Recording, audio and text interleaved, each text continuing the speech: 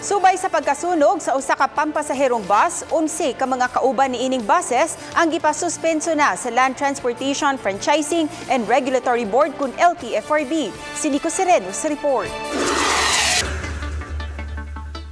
Human sa aksidenteng pagkasunog sa Librando bus didto sa Dakbayan sa Naga, mi-issue og show cause order ang Land Transportation Franchising and Regulatory Board kun LTFRB.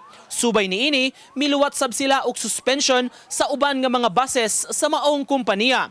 11 ka mga units sa susama nga franchise sa nasunog nga bus ang suspinsuhon sud sa 15 ka adlaw. Pwede po na sila mag-file dayon og lifting sa suspension kung makita po na mo nga medyo cooperative man sila, ilang itabangan tong mga nasunog nga kuan, kaya na sila amicable atong nasunugan sa gamit ba. Gihangop sa LTFRB nga walay nasamdan nga pasahero o mismo ang driver ug damage to property lang ang nahitabo. May hearing nga gitakda ang LTFRB karong Disyembre 10 nga tambungan sa driver ug management sa bus company. Munang istrikto ta karon sa inspection before giving the muna ni ang sample karon na kinahanglan kita dunay fleet management. Nico Sereno, Balitang Bisdak.